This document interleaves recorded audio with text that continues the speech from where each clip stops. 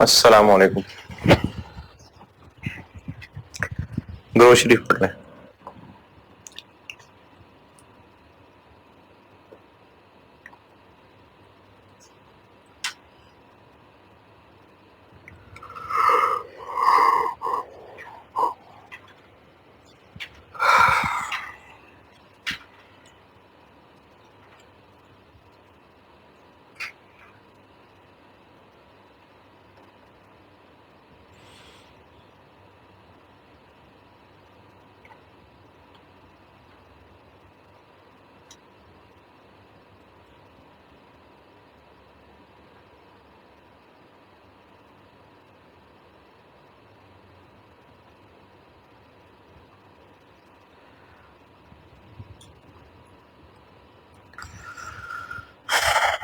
IFRS 15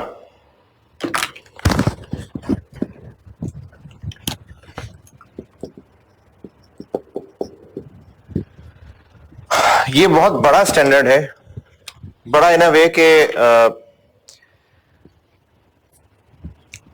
इसमें छोटी छोटी बहुत सारी चीजें और मुश्किल इसलिए भी है क्योंकि हमारे यहाँ बिजनेसेस की इतनी ज्यादा वैरायटी नहीं होगी जितनी बाहर है। इतने ज्यादा बिजनेसेस डिफरेंट तरह के नहीं होंगे जितने बाहर हैं।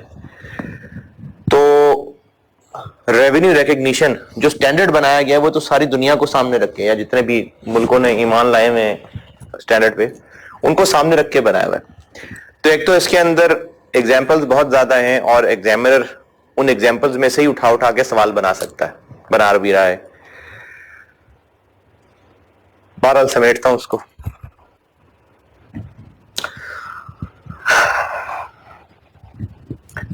पहले तो दो तीन छोटी छोटी टर्म्स।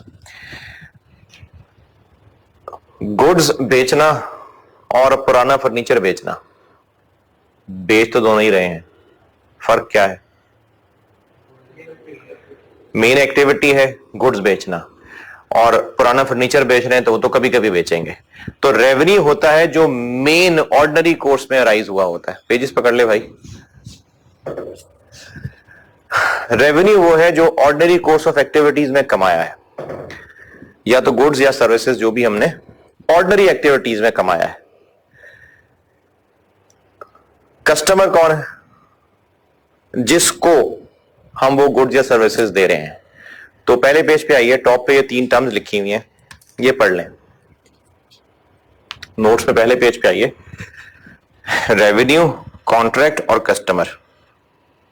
कॉन्ट्रैक्ट होता है, एग्रीमेंट इनफोर्सेबल। कस्टमर वही है जिसको हम गुड सर्विसेज दे रहे हैं,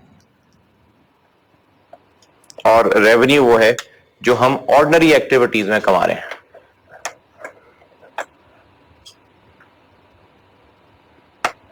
ठीक है?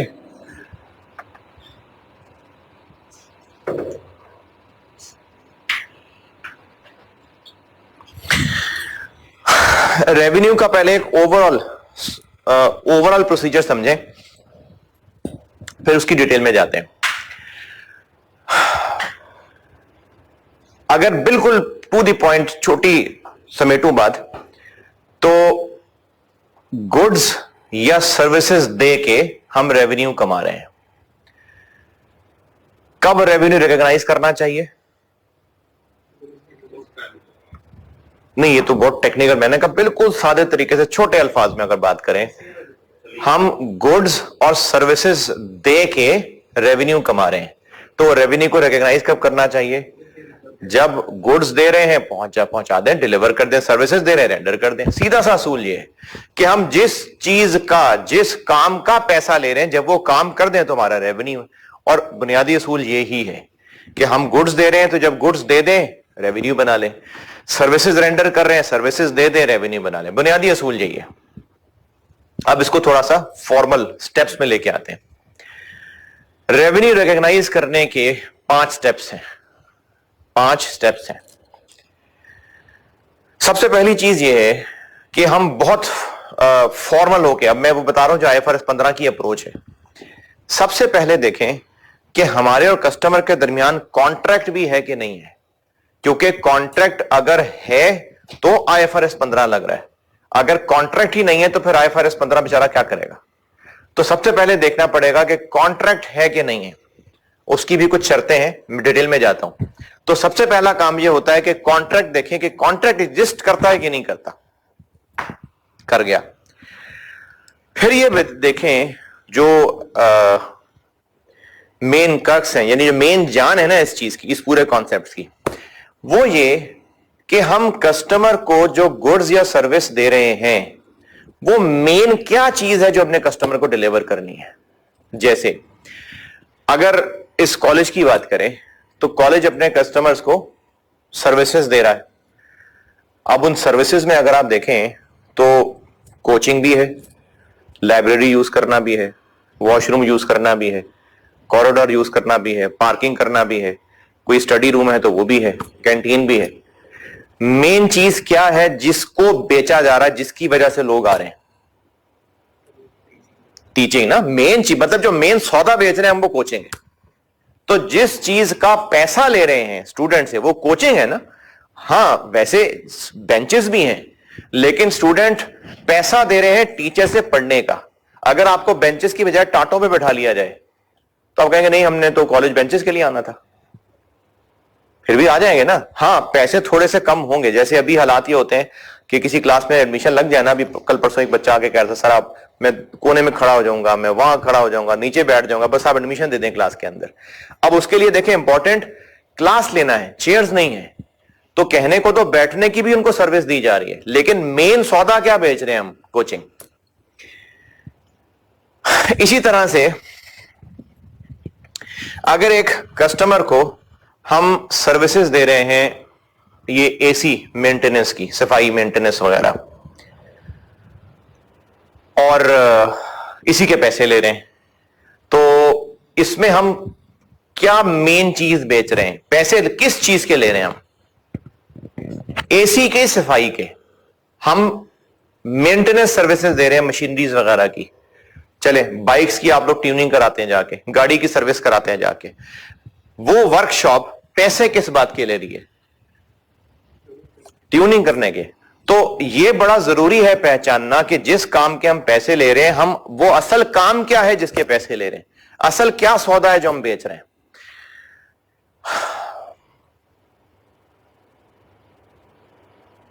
वकील है, वकील ने अपनी फर्म बनाई हुई है, वो केसेस में रिप्रेजेंट करता है अपने क्लाइंट को। अब उसने ऑफिस भी बनाया होगा, वहां पर क्लाइंट आके बैठता भी होगा, उसको चाय पानी भी पिलाई जाती होगी, फीस ले रहा है और यकीनन फीस में वो सारे खर्चे भी कवर कर रहा होगा। अगर कॉलेज वाले आपको कोचिंग सर्विसेज दे रहे हैं तो कॉलेज ने गार्ड की सैलरी भी स्टूडेंट्स ही पूरी करनी है। तो वो जो वकील के ऑफिस में जाके कस्टमर बैठता है जाके और वो उसको चाय पानी भी पिला देगा, बैठने की जगह भी देगा, वकील की फीस किस बात की है? जो केस में उसने रिप्रेजेंट करना है। तो दूसरा स्टेप यह है कि हम ये पहचाने कि वो क्या जिम्मेदारी है हमारी जिसकी वजह से हमें पैसे मिलने हैं। हम क्या ऐसा वादा कर रहे हैं कि हम वो सर्विस या गुड परफॉर्म करेंगे, डिलीवर करेंगे जिस काम के हम पैसे ले रहे हैं। इसको कहते हैं परफॉर्मेंस ऑब्लिगेशन आइडेंटिफाई करना। इसको भी और डिटेल में बात करता हूं। तीसरा स्टेप यह है कि रेवेन्यू रिकॉर्ड करना है तो उसकी अमाउंट भी पता होनी चाहिए। तो अमाउंट कितनी होनी चाहिए, यानी हम इस पूरी ट्रांजैक्शन की प्राइस निकालें, जो हम गुड्स या सर्विसेज बेच रहे हैं उसकी प्राइस क्या है। हो गई। एक कॉन्ट्रैक्ट में एक से ज्यादा वादे भी हो सकते हैं, यानी अगर हम किसी क्लाइंट को सर्विस दे रहे हैं कि उसको एसी इंस्टॉल भी करके देंगे और उसके बाद 3 साल तक एसी की हर 6 महीने बाद आके सर्विस भी किया करेंगे, तो अब हम अपने क्लाइंट को 2 प्रॉमिस कर रहे हैं, एसी बेच भी रहे हैं और उसकी मेंटेनेंस भी कर रहे हैं। इसी तरह से कंप्यूटर पे आ जाते हैं। अगर हम अपने क्लाइंट को एक ईआरपी सिस्टम बना के दे रहे हैं और साथ ये कह रहे हैं कि हम आपको सॉफ्टवेयर वगैरह सिस्टम तो बना के देंगे, लेकिन साथ ही साथ 6 महीने हम आपके लोगों को ट्रेनिंग भी देंगे, फिर उसके बाद हर साल आके उसकी अपडेशन भी किया करेंगे, तो अब हम अपने कस्टमर्स को क्या बेच रहे हैं?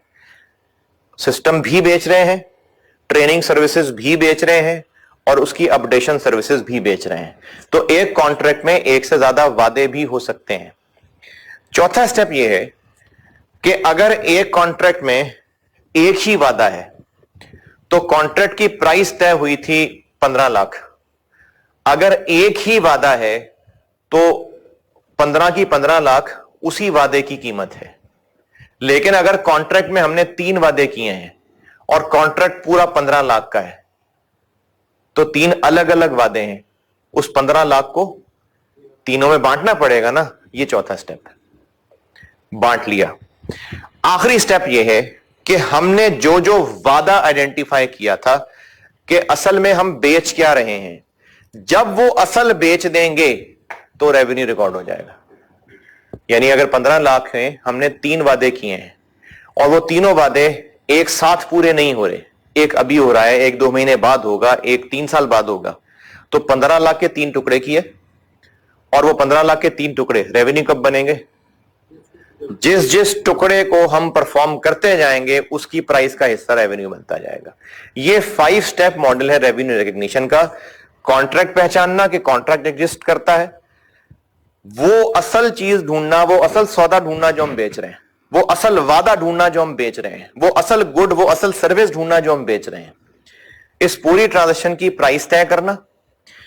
अगर एक ही वादा है तो सारी प्राइस उस वादे की है, लेकिन अगर वादे एक से ज्यादा हैं तो प्राइस को उन वादों में तोड़ना और आखिरी जैसे जैसे वादा पूरा करते जाएं उसका रिलेटेड हिस्सा रेवेन्यू बनाते जाएं। ये IFRS 15 का मॉडल है जिसको 5 स्टेप मॉडल भी कहते हैं।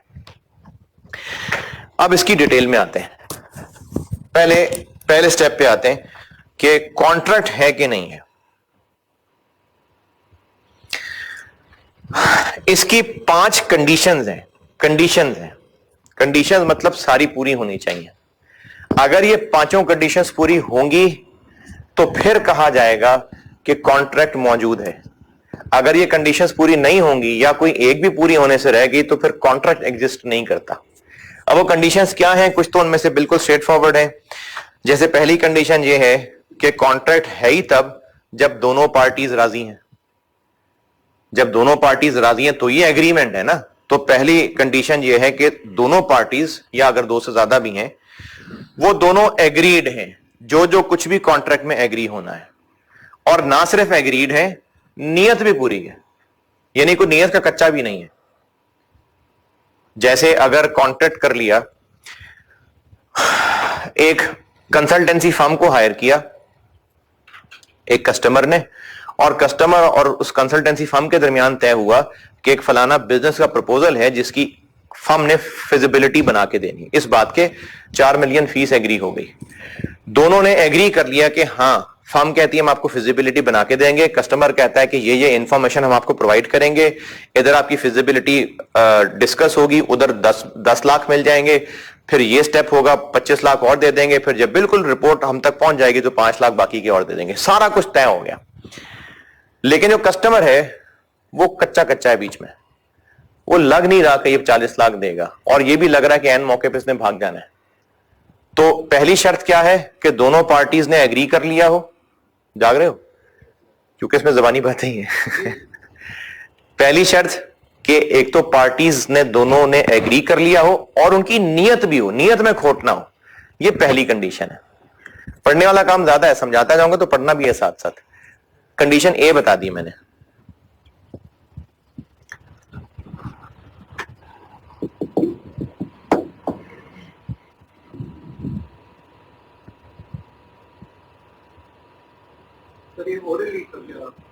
ज़बानी भी हो सकता है। तो बता दिया।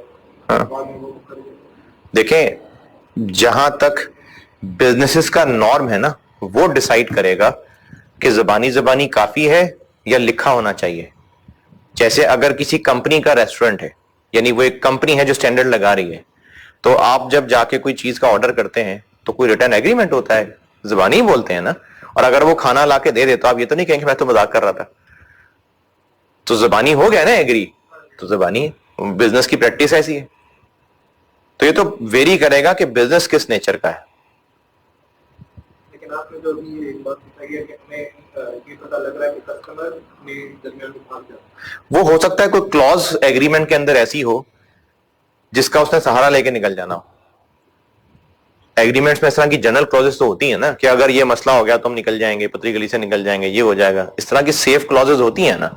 अगर कोई ऐसी है और हमें लग रहा है कि कस्टमर ने निकल जाना है, ये सीरियस नहीं है, हम एम इतनी मेहनत करें, सीरियस नहीं है, क्योंकि इसमें ना आगे चल के आप देखेंगे खर्चे शुरू में भी कुछ हो रहे होंगे, लेकिन उनकी भी कुछ अकाउंटिंग करनी है। तो अगर कॉन्ट्रैक्ट ही नहीं है तो फिर उसकी अकाउंटिंग फिर डिफरेंट हो जाएगी। तो इसलिए बड़ा जरूरी है पहचानना कि पार्टीज की नीयत भी है इसको पूरा करने की। अब ये नीयत कैसे जांच करेंगे वो तो अल्लाह ही जानता है, लेकिन फिर भी नहीं, अब कैसे पता नीयत है कि नहीं है। ये जो आइडेंटिफाइंग कॉन्ट्रैक्ट है ना, ये कोई इतनी इंपॉर्टेंट चीज नहीं है टेस्टिंग पॉइंट ऑफ व्यू से, ये सब्जेक्टिव बातें हैं सारी। अच्छा, दूसरी कंडीशन ये है कि दोनों पार्टीज को क्लियर है कि उनके राइट्स क्या क्या हैं, यानी कुछ भी वेग नहीं रखा हुआ। जैसे कुछ चीजें होती हैं जो कहते हैं वो देखी जाएगी। जैसे अगर यहां कॉलेज की मिसाल देता हूं, आपने कॉलेज में एडमिशन लिया, अब आपने फीस दे दी, लेकिन आपको ये पता नहीं है कि अगर क्लासेस लेक्चर मिस हो गए तो फिर आगे क्या होगा, क्या वो वीडियो कितने अरसे तक रहेगी। आपका हक, देखें आपने अगर ऑनलाइन क्लासेस ली हैं तो कुछ ना कुछ तो राइट्स होंगे ना। जैसे मिसाल के तौर पे वो जो एक लेक्चर को 5 दफा देखने का है, 10 दफा देखने का है, तो ये राइट्स ही है ना आप लोगों के। कॉलेज में एडमिशन ले लिया ऑनलाइन, और कॉलेज में एडमिशन वाले कहते हैं जी फीस इतनी जमा करा दो, लेकिन और फॉर्म शॉर्म भी साइन कर दो, लेकिन आपको यह भी क्लियर नहीं है कि आपको लेक्चर कितनी दफा देखने को मिला जाएगा, फिर अगर कोई फ्लॉ आएगा, कहीं फॉल्ट आएगा तो क्या होगा, आपके राइट्स क्या क्या हैं, अभी आपको क्लियर ही नहीं है। एडमिशन वाले कहते हो देख लेंगे कर लेंगे, तो ये जो देख लेंगे कर लेंगे ये सही नहीं है। पार्टीज को उनके राइट्स क्लियर पता होने चाहिए कि उनके राइट्स क्या क्या हैं। ये दूसरी कंडीशन है। तीसरी कंडीशन ये है कि टर्म्स क्लियर होनी चाहिए कि पैसे कब कितने किस तरह देने हैं। पेमेंट टर्म्स क्लियर होनी चाहिए। इसमें भी नहीं चलेगा यार जब मर्जी दे देना, ये बात नहीं चलेगी। चौथी कंडीशन ये है कि उस कॉन्ट्रैक्ट में कुछ कमर्शियल जान भी हो, यानी कोई फायदा नुकसान नजर आ रहा हो। जो सर्विस दे रहा है उसको पता हो कि मैं ये चीज प्रॉफिट पे बेच रहा हूं, मेरे पास ज्यादा पैसा आएगा, तो कुछ कमर्शियल जान भी हो उस कॉन्ट्रैक्ट में। और आखिरी ये है कि, और ये बड़ा इंपॉर्टेंट है, ये एग्जाम में टेस्ट भी हो सकता है और है भी बड़ी एक पहले रूटीन से हटके बाद, अगर हमें कस्टमर की हालत देख के लग रहा है ना कि इसकी हालत पतली है, पैसे वैसे से पता नहीं आने भी हैं कि नहीं आने, हम इसको चीज बेच तो रहे हैं क्योंकि हम इस कस्टमर से ताल्लुक खराब नहीं करना चाहते, हम मार्केट में नाम खराब नहीं करना चाहते। बंदा बड़ा फसादी है, नाम मार्केट में खराब करेगा, जाके इनकार कर दिया तो रोला बहुत डालेगा। हम चीज तो बेच रहे हैं लेकिन पैसे वैसे कोई नहीं आने इससे। अगर ये बात हुई ना कि पैसे वैसे कोई नहीं आने, तो फिर कोई कॉन्ट्रैक्ट नहीं है हमारा, यानी कंडीशंस पूरी नहीं हुई। तो पांचवी कंडीशन ये है कि हम जो कस्टमर को चीज बेच रहे हैं, कस्टमर से पैसे वैसे आने की उम्मीद भी है कि नहीं। नहीं, कुछ नहीं, कॉन्ट्रैक्ट ही नहीं है। हाँ, अगर को पैसे मिल गए तो एक अलग बात है, वो भी आगे बात करता हूं, लेकिन रेवेन्यू का कॉन्ट्रैक्ट ही नहीं है तो जो अगले 4 स्टेप्स हैं वो गए। तो कस्टमर की हालत से भी अंदाजा होगा। ये 5 कंडीशंस हैं और ये पांचों पूरी होनी चाहिए।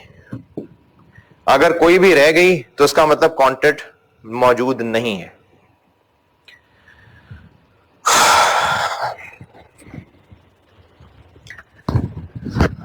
एक होता है, अच्छा चले पढ़ लें, पांचों पढ़ लें जल्दी से।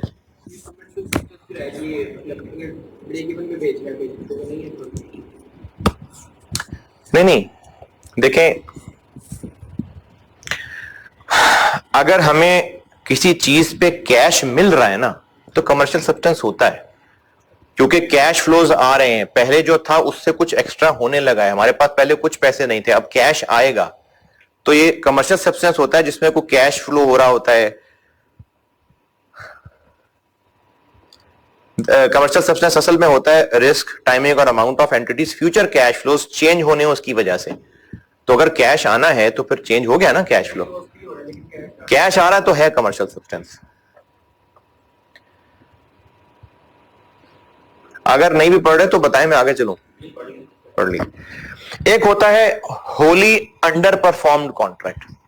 होली मुकम्मल, होली अंडर परफॉर्म कॉन्ट्रैक्ट ये होता है जिसमें दोनों पार्टीज में से भी किसी ने कुछ नहीं किया होता, ये होली अंडर परफॉर्म कॉन्ट्रैक्ट है। जैसे बच्चा कॉलेज में आया, फॉर्म भर दिया, और कॉलेज की जिम्मेदारी कोचिंग प्रोवाइड करनी थी, बच्चे की जिम्मेदारी फीस देनी थी। नहीं, फॉर्म भरा है, अभी फॉर्म भर दिया, फलाने दिन क्लासेस होंगी, और फॉर्म भर के एडमिशन बुकिंग करा के चला गया, फॉर्म शॉर्म साइन करके दे गया, कोई बात नहीं बेटा, पैसे बाद में दे देना, कोई बात नहीं। अब ना कस्टमर ने अपनी तरफ से जो जिम्मेदारी थी वो पूरी की है अभी तक, और ना जो सप्लायर ने जिम्मेदारी पूरी करनी थी वो। ये है होली अंडर परफॉर्म कॉन्ट्रैक्ट। और अगर ये इस नेचर का है कि किसी ने इसको कैंसिल कर भी दिया तो दूसरा बुरा नहीं मनाएगा, यानी कस्टमर को भी पता था कि अगर कल को मैं मुकर गया कि नहीं नहीं सर सॉरी, वो फॉर्म आप फाड़ के फेंक दे, मैं नहीं आ रहा, तो भी कॉलेज कुछ नहीं कहेगा। और अगर कॉलेज ने भी उसको कह दिया कि पैसे वैसे तो तुमने दिए कोई नहीं थे, तो तुम्हारी सब बुकिंग प्रोविजनल थी, क्लास भर गई है, तुम जाओ, तो बच्चा भी कुछ नहीं कहेगा। तो ऐसा कॉन्ट्रैक्ट फिर कॉन्ट्रैक्ट ही नहीं है। बजाहिर कॉन्ट्रैक्ट हो गया है, लेकिन अगर वो होली अंडर परफॉर्म्ड है, दोनों में से किसी ने अभी अपने अपने हिस्से की जिम्मेदारी नहीं की है, और अगर कोई एक बैकआउट करता है तो दूसरा कुछ नहीं कहेगा, ठीक है बैकआउट कर गया तो कर गया, तो फिर वो कॉन्ट्रैक्ट नहीं हुआ आइडेंटिफाई। ये पॉइंट नंबर 2 बताया मैंने।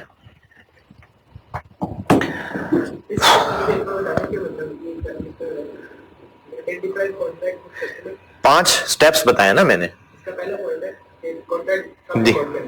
नहीं नहीं, कॉन्ट्रैक्ट एग्जिस्ट करता है कि नहीं करता, ये पहला पॉइंट है।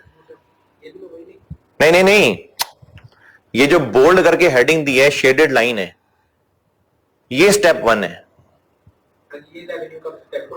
अब ये नीचे यही चल रहा है, क्योंकि ये लिखा हुआ है an entity shall account for a contract with customer only when all of the following. देखो इस पेज के शुरू में तो 3 डेफिनेशंस आ गई, फिर रिकॉग्निशन मेजरमेंट में 5 स्टेप मॉडल आ गया, 1 2 3 4 5 लिखे हुए। उसके बाद जो एक शेडेड लाइन है, और ये मैं स्टेप 1 को एक्सप्लेन कर रहा हूं। अब ये नीचे सारा जो 1 2 3 4 5 6 चल रहा है, ये वो स्टेप एक्सप्लेन हो रहा है। ये जो लाइन लिखी है वन के सामने, ये नीचे चल रही है, दिखाओ पेज, कौन सी लाइन कह रहे हो? वन के सामने an entity shall account for, इसके नीचे ये ABCDE, ये 5 कंडीशंस हैं, ठीक है, ये 1 पूरा हो गया। स्टेप 1 नहीं पूरा हो गया। देखो IAS में पैराग्राफ्स होते हैं ना, 1 पूरा हो गया, हाँ, अब ये 2 को अलग चीज है, हाँ 1 से अलग, हाँ, मतलब इसमें भी यही नहीं बताया जा रहा कि कॉन्ट्रैक्ट है कि नहीं है। अरे भाई 5 स्टेप्स में से पहला स्टेप क्या है? आइडेंटिफाइंग द कॉन्ट्रैक्ट, ठीक है, वो हेडिंग आ गई आइडेंटिफाइंग कॉन्ट्रैक्ट। अब नीचे 1 2 3 ये सब आइडेंटिफाइंग दी कॉन्ट्रैक्ट में चल रहा है। पहली कंडीशन में देखो IAS में पैराग्राफ्स होते हैं ना, वो पैराग्राफ्स मैंने पॉइंट 1 2 3 करके लिखे होते हैं। मुझे समझ नहीं आ रही कि इसमें इतनी क्या मुश्किल आ गई। नहीं क्या पूछना चाह रहे हो, मैं नहीं समझ पा रहा। हाँ ठीक है, ठीक है, तो कॉन्ट्रैक्ट है। अब इन 5 को मजीद वजाहत की जरूरत थी। 5 कंडीशंस हो गई, इन 5 की कह लें या ओवरऑल कॉन्ट्रैक्ट की कह लें। देखो स्टूडेंट ने यहां आके फॉर्म जमा करा दिया, साइन हो गया, एग्रीमेंट हो गया। अब उसमें तय हो गया है कि क्लासेस कब कब होंगी, स्टूडेंट ने फीस कब कब देनी है, सब तय हो गया।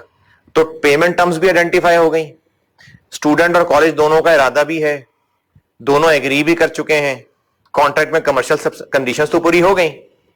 लेकिन चूंकि वो होली अंडर परफॉर्म्ड है, अभी दोनों में से किसी ने अपनी जिम्मेदारी पूरी नहीं की हुई, और उस एग्रीमेंट में ऐसा कुछ नहीं था कि अगर एक मुकरा तो दूसरे को कंपनसेट करेगा, ओपन था, तो फिर वो कॉन्ट्रैक्ट नहीं है। यानी बाजार उसमें 5 पूरी हो रही हैं, लेकिन नहीं नहीं नहीं वो कॉन्ट्रैक्ट नहीं है, क्योंकि वो होली अंडर परफॉर्म्ड है। हाँ, तो ये पॉइंट 2 बता दिया मैंने आपको कि अगर कोई होली अंडर परफॉर्म कॉन्ट्रैक्ट है, और वो होता क्या, वो नीचे डब्बे में समझाया हुआ है, तो फिर कॉन्ट्रैक्ट नहीं है। पॉइंट 2 भी पढ़ लें और उसके नीचे वाला डब्बा भी पढ़ लें।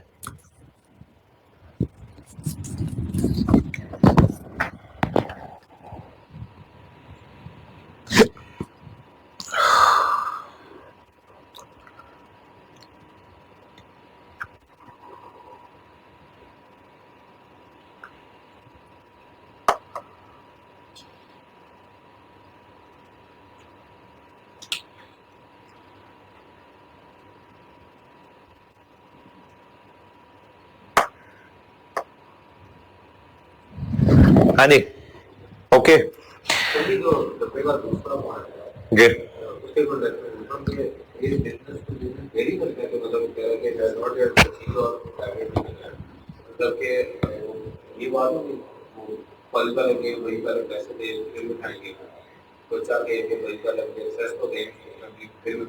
नहीं, ये तो फिर तय ही नहीं हो पाया ना कुछ, ये तो एग्री ही नहीं हो पाया। अभी तो बहस चल रही है, तो जब बहस चल रही है तो फिर तो वो ऊपर जो बी लिखा हुआ है, ए लिखा हुआ है कि पार्टीज ने अप्रूव कर लिया है, बी लिखा हुआ है कि सबके राइट्स सबको क्लियर हैं, तो वो तो एग्री ही ना अभी तक कुछ हुआ। यानी स्टूडेंट अपनी जिद पे अड़ा हुआ है, कॉलेज अपनी जिद पे अड़ा हुआ है, तो ये तो एग्री नहीं हुआ कुछ।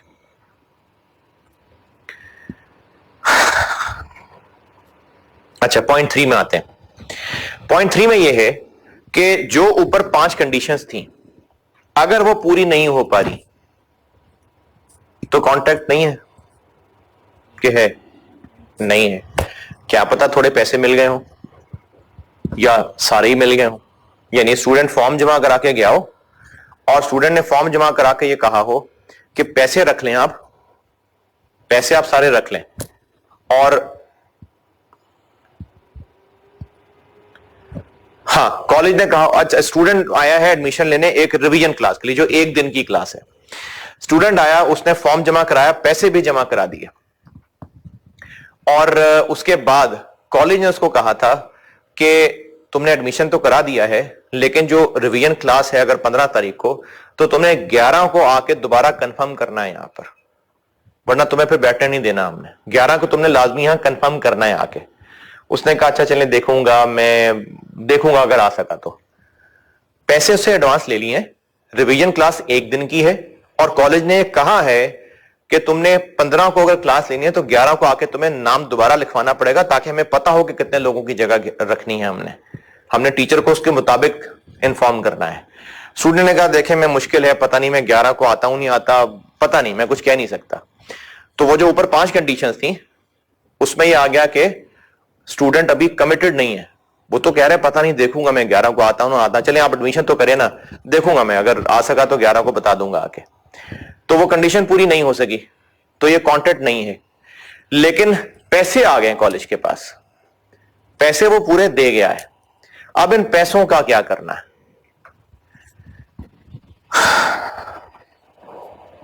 पॉइंट नंबर ए 3 में नीचे पॉइंट ए, ये समझा रहा हूं पहले। 15 तारीख का दिन गुजर गया, स्टूडेंट नहीं आया, 15 का दिन गुजर गया। अब 15 को रिवीजन क्लास तो कंडक्ट हो गई, उसके बाद अगर स्टूडेंट आके कहता है कि वो जी सॉरी मैं नहीं आया था तो मेरे पैसे वापस कर दें, कॉलेज कहेगा देखो मैंने क्लास भी कंडक्ट कर ली, पैसे तुम्हारे आ चुके हैं, क्लास तो हमने कंडक्ट कर ली, पैसे तुम्हें थोड़ी वापस मिलेंगे, हम तो क्लास कंडक्ट कर चुके, हमने जो सर्विस देनी थी हम तो दे चुके। अब स्टूडेंट बेशक अब आके कहता है नहीं मुझे पैसे वापस चाहिए, स्टूडेंट ने सर्विस ली नहीं है हमसे, स्टूडेंट ने सर्विस नहीं ली हमसे, क्लास हो गई, स्टूडेंट नहीं था उस क्लास में, तो उस कस्टमर ने तो नहीं ना सर्विस ली हमसे, लेकिन हमने अपनी सर्विस दे दी, अब हमारे पे कुछ जिम्मा नहीं है। तो जब हम अपने जिम्मे से बरी हो गए तो अब वो जो स्टूडेंट की फीस हमारे पास जमा है, बेशक स्टूडेंट ने हमसे सर्विस नहीं ली, लेकिन वो हमारा रेवेन्यू। कंडीशंस पूरी नहीं हो पा रही थी, इसलिए कॉन्ट्रैक्ट आइडेंटिफाइड नहीं था, तो स्टेप 1 ही पूरा नहीं हो सका, तो बाकी वाला आईएस नहीं लगेगा। लेकिन जब 15 तारीख गुजर गई, रिवीजन क्लास कंडक्ट हो गई, तो बेशक उस कस्टमर ने हमसे सर्विस नहीं ली, लेकिन चूंकि वो पैसे दे चुका है और हमारा कोई कसूर नहीं है, हमारे जिम्मे अब कुछ नहीं है, अब हम उसको अपना रेवेन्यू मान लेंगे। ऐसा नहीं है कि हम स्टेप 1 2 3 4 5 चल के रेवेन्यू मान रहे हैं, स्टेप 1 ही पूरा नहीं हो पाया था, लेकिन अब देर हो गई है, अब हमारी तरफ कोई जिम्मा नहीं है, और जो पैसे आ गए वो वापस भी हमने कोई नहीं करने, अब हम उस पैसे को रेवेन्यू मान लेंगे। ये पॉइंट 3 में ए में लिखा हुआ। जी जी। कॉन्ट्रैक्ट नहीं था तो 1 2 3 4 5 नहीं हो सका, लेकिन चलो पैसे तो आ गए ना, मान ले रेवेन्यू। ये पॉइंट 3 में लिखा हुआ है कि अगर ऊपर वाली कंडीशंस पूरी नहीं हो पाई और हमें कुछ पैसे मिल चुके हुए थे, कुछ या सारे मिल चुके हुए थे, तो फिर हम रेवेन्यू मान लेंगे अगर पॉइंट ए। ये समझाया आपको।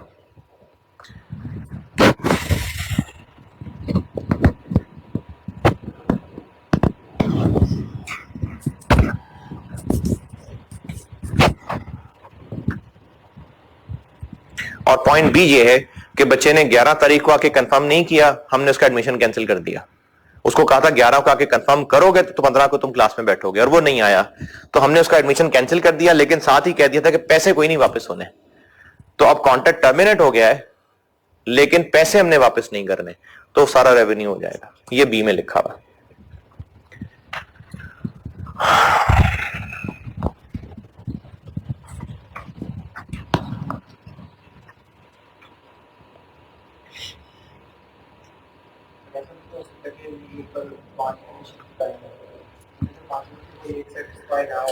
हाँ।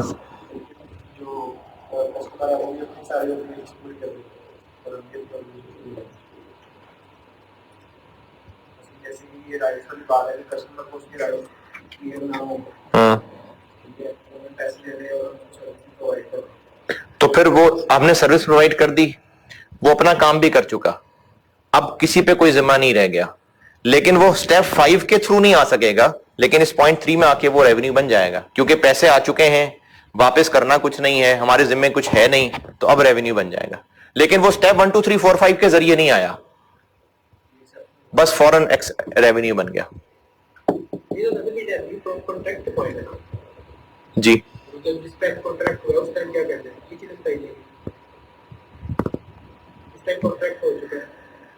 आप ये कह रहे हैं कि उस वक्त ये सारे काम करने हैं?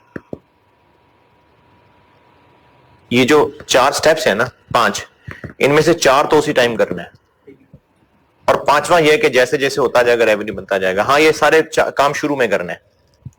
जब ये सब कंडीशंस पूरी हो गई, इसका मतलब कॉन्ट्रैक्ट इज आइडेंटिफाइड, तो फिर साथ अब स्टेप 2 3 4 भी करना है, उसी वक्त करना है।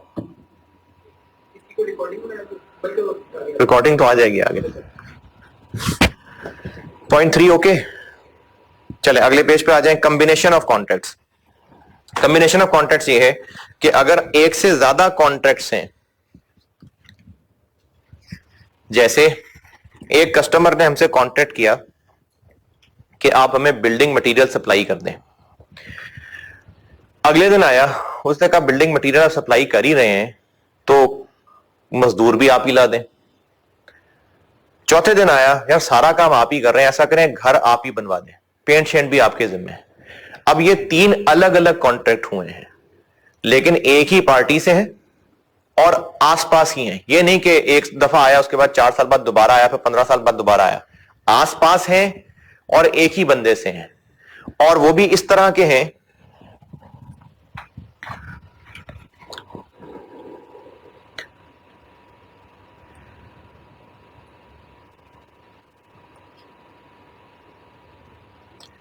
कि उनके आपस में बहुत ज्यादा ताल्लुक बनता है। अब ताल्लुक कैसे कैसे बनता है उसकी कुछ पॉसिबिलिटीज हो सकती हैं, लेकिन एक ही बंदे से हैं, एक से ज्यादा कॉन्ट्रैक्ट्स, तकरीबन आसपास के हैं, बहुत टाइम गैप नहीं है, और उनमें कुछ ऐसी बातें हैं जिनसे वो सब आपस में कनेक्टेड लगते हैं, तो हम इनको 3 कॉन्ट्रैक्ट अलग अलग की बजाय एक कॉन्ट्रैक्ट कह देंगे। अब वो क्या क्या चीजें हैं, क्या क्या मिसालें हैं जिनसे ये आपस के सब मिलते जुलते लगते हैं, वो एग्जाम्पल्स ABC देख लें।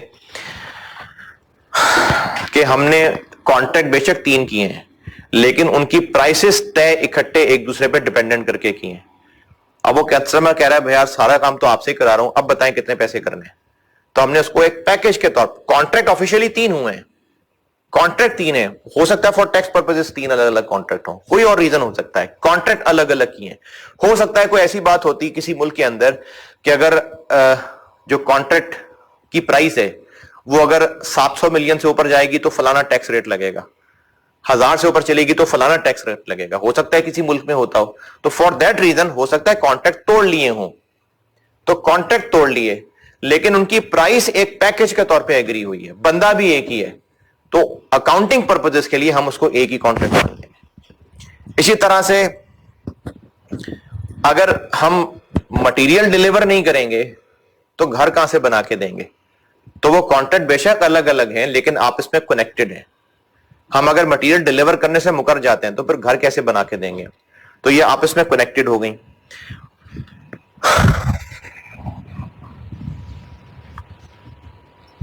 और ये तीसरी मिसाल जो है ये भी कुछ देर बाद समझ आएगी।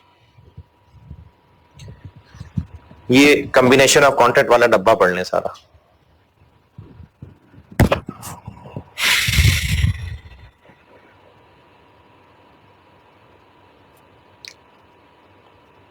ए और बी मैंने मिसाल दे दी है, सी अभी नहीं, ये कुछ देर बाद।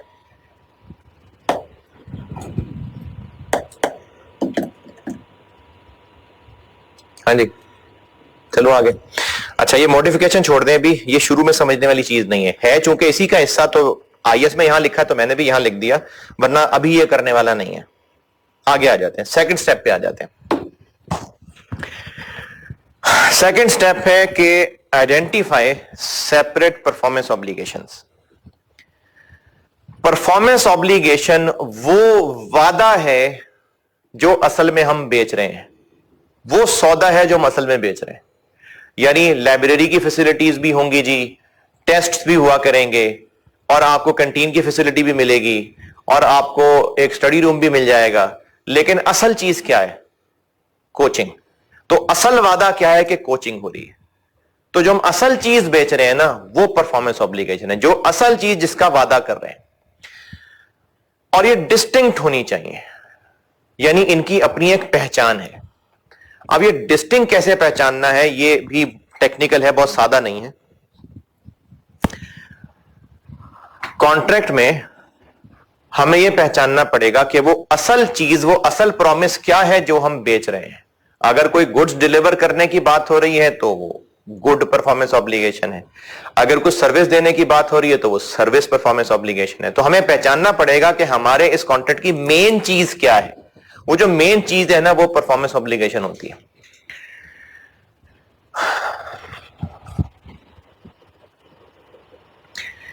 ये कोई एक भी हो सकती है और सीरीज भी हो सकती है।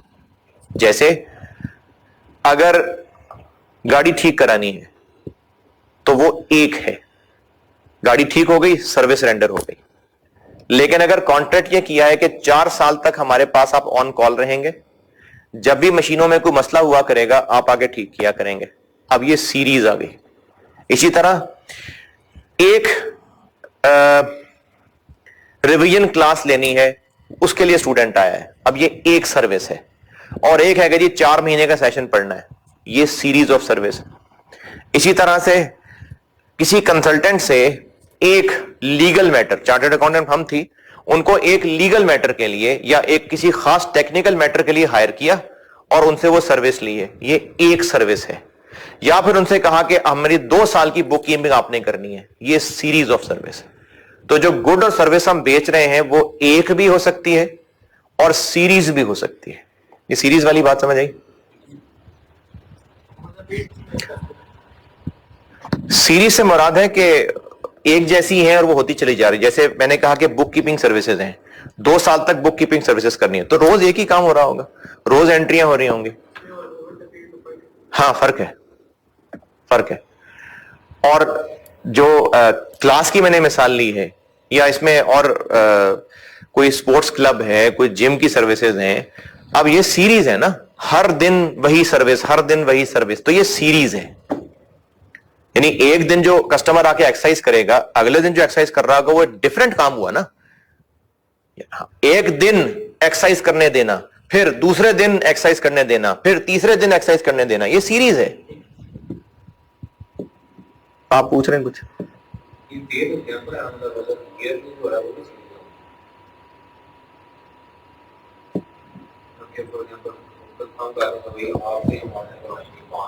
हाँ जी, हाँ जी।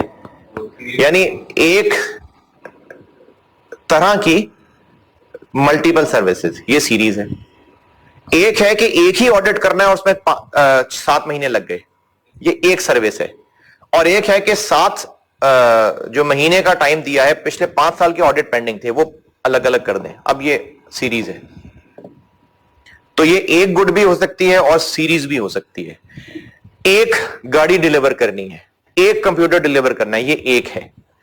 अगले साल में जितने भी कंप्यूटर चाहिए वो आप ही डिलीवर करेंगे, ये सीरीज है। तो एक गुड सर्विस भी हो सकती है, सीरीज भी हो सकती है। तो पहले पॉइंट में यही लिखा हुआ है कि परफॉर्मेंस ऑब्लिगेशन वो वादा है जो असल में कॉन्ट्रैक्ट की जान है, जिसके लिए कॉन्ट्रैक्ट हो रहा है। ये पॉइंट 1 लिखा हुआ है। पॉइंट 1 पढ़ लें, फिर आगे एक एक करके समझाता जाता हूं।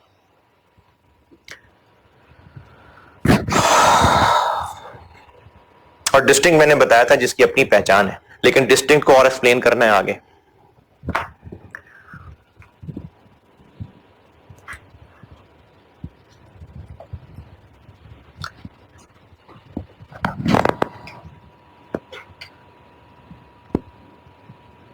यार वो एक एसी बंद कर दे, तो वाला करने चाहिए।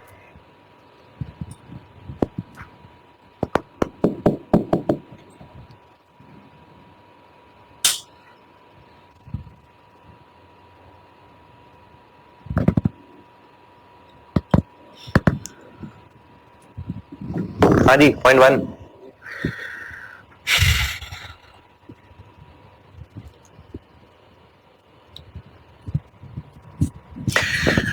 कुछ गुड्स और सर्विसेज ऐसी होती हैं, बल्कि कुछ नहीं, मेजॉरिटी तो वो हैं जो कह के कस्टमर मांग रहा है। जैसे कस्टमर ने ये कहा है कि हमें आपने एसी इंस्टॉल करके देना है, ये उसने कहा है, तो ये है एक्सप्लिसिट, जो कही गई है। फिर स्टूडेंट कॉलेज में एडमिशन ले रहा है और ये कहा है उसने कि मुझे कोचिंग सर्विसेज चाहिए, तो कॉलेज जो कोचिंग सर्विस दे रहा है ये एक्सप्लिसिट है, ये एग्रीड है। फिर इसी तरह से अगर कस्टमर ट्रांसपोर्ट सर्विस है और कस्टमर आके उससे लाहौर से इस्लामाबाद की टिकट खरीदता है, तो उसको क्या है, उसको ट्रांसपोर्ट सर्विस चाहिए, ये एक्सप्लिसिट है, उसने कहा है कि मुझे सर्विस चाहिए। कुछ गुड्स और सर्विसेज ऐसी हो सकती हैं जो कहीं ना जाएं लेकिन बिजनेस प्रैक्टिस का हिस्सा हो। जैसे हो सकता है कोई सप्लायर ऐसा हो एसी का जिसके कस्टमर्स को पता है, उस पूरी मार्केट में ये ट्रेंड है कि जो भी, जैसे इधर आबिद मार्केट की बात कर लें, इलेक्ट्रॉनिक्स की मार्केट है बहुत बड़ी, हो सकता है नहीं, मिसाल दे रहा हूं, हो सकता है उस पूरी मार्केट के अंदर ये ट्रेंड होता कि जो भी कस्टमर एसी खरीदता है, अच्छा अब देखें, एसी बेचना एक अलग सौदा है और एसी को घर पहुंचाना एक अलग सौदा है, और इंस्टॉल करना एक अलग सौदा है। अगर हमने किसी दुकान से एसी खरीदा है तो उसके जिम्मे नहीं है कि इंस्टॉल करके दे। इसी तरह घर पहुंचाना, गाड़ियां इसके लिए रखी होती हैं, पिकअप्स रखी होती हैं, ये एक अलग काम है। हो सकता है किसी मार्केट के अंदर ये ट्रेंड हो और कस्टमर्स को भी पता हो और सेलर्स को भी पता है, ट्रेंड है कि जो एसी खरीदेगा कस्टमर, उसको डिलीवर भी हम ही करवा के देंगे। अंडरस्टूड है। यानी अगर कोई कस्टमर आके कहता है कि जी मुझे ये 2 टन का एसी चाहिए, तय होगा जी, इनवॉइस दो, पैसे शैसे दो जी, खत्म। उसने कहा सिर्फ एसी है, लेकिन अंडरस्टूड है कि डिलीवर भी हमने करना है, उसका उसने 2000 रुपए अलग भी देना है। उसने कहा नहीं था मैंने डिलीवर करवाना है, लेकिन प्रैक्टिस थी बिजनेस की कि जो हमसे खरीदेगा फिर हम डिलीवर करने को भी उसको चीजें देंगे। तो ये वो है जो प्रैक्टिस की वजह से इंप्लिसिट है, इंप्लाइड है। तो ये भी एक परफॉर्मेंस ऑब्लिगेशन हो सकती है। यानी हम जो कस्टमर को एसी बेच रहे हैं, फिर उसमें हम 2 वादे कर रहे हैं। क्या? एसी बेच रहे हैं और डिलीवर कर रहे हैं। कहा उसने एसी था, डिलीवर हम खुद कर रहे हैं क्योंकि मार्केट में ये चल रहा है। ये मैंने पॉइंट अगले पेज पे लिखा 2 समझाया है।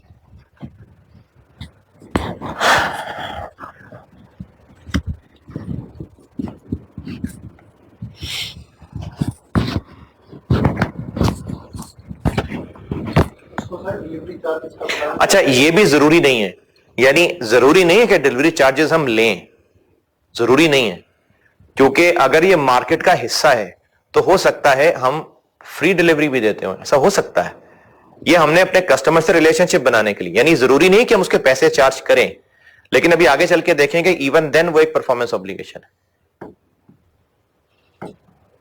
सर उसको पैसे बताना जरूरी है? वही कह रहा हूं ना, अगर चार्ज करते हैं तो हो सकता है उस मार्केट का एक स्टैंडर्ड ट्रेंड चल रहा हो कि 2,000 रुपए स्टैंडर्ड फीस है, हो सकता है लिख के लगाया हो। अब उसने मांगा नहीं है कि डिलीवर करवाएं, लेकिन मार्केट का ट्रेंड है, करवाते हैं डिलीवर। कस्टमर को नहीं पता हमने एसी की प्राइस में वो इंक्लूड कर दिया, तो हो सकता है हमने एसी की प्राइस में इंक्लूड कर दिया, हो सकता है ट्रेंड हो के वहां पर अलग से पैसे नहीं मांगे जाते, बस एसी की प्राइस में शामिल किए होते हैं, ये भी हो सकता है। देखें, जो मार्केट, जो बिजनेस की कस्टमरी प्रैक्टिसेस होती है ना, अगर किसी इंडिविजुअल को नहीं भी पता तो उसको कहा जाता है भाई पता कर लो, ये तो प्रैक्टिसेस है। यानी कस्टमर ये नहीं कह सकता कि ये तो मुझे नहीं पता था, जी प्रैक्टिसेस है, होता ही ऐसे। जैसे कोई जूस शॉप है, अब दो दोस्त गए वहां जाके टेबल लेके बैठ गए, अब अगले ने जूस लाके रख दिया, पीना शुरू कर दिया, बाद में उससे पैसे मांगे, मैंने थोड़ी जूस मांगा था, मैंने रखा, क्या पता तुमने रखा, मैंने कहा तुम वैसे ही कराम कर रहे हो मेरा। तो कस्टमर इस बात पे कि मैंने मांगा थोड़ी था, वो दुकानदार कहे भाई रिवाज ही है, जो आप बैठेगा इसका मतलब जूस, हमारे जूस ही पीने, और किस लिए आए हो तुम यहां पर। अब कस्टमर ने मांगा नहीं है, लेकिन कह रहे हैं हमारी प्रैक्टिस है, जो यहां आके बैठेगा इसका मतलब जूस पीना है, उसने हमने लाके रख दिया। तो कस्टमर का बहाना तो नहीं ना चलेगा कि मुझे पता नहीं था।